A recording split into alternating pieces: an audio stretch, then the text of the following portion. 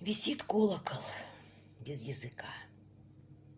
Бросишь камешком, зазвенит. Вроде бронзового василька из акропольского известняка прорастает в зенит. Может, он дал обет молчания или лишнего наболтал. Я не знаю. Не знают чайки, с чего колокол замолчал.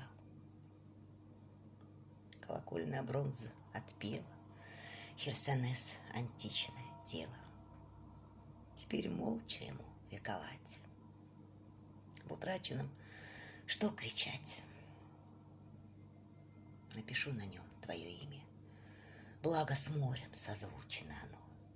Имя горькое, имя синее, что во времени погребено. Напишу твое имя на колоколе и, прикинувшись удальцом, брошу камешек. Вскрикнет колокол.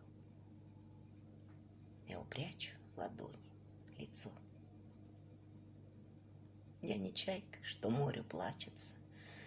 Херсонес навсегда затих. Ты виси, мой молчун, покачивайся. Ты помалкивай за двоих, чтобы не было шума, звона, чтобы знали лишь я да ты, как акропольская колонна вдруг выглядывает из воды.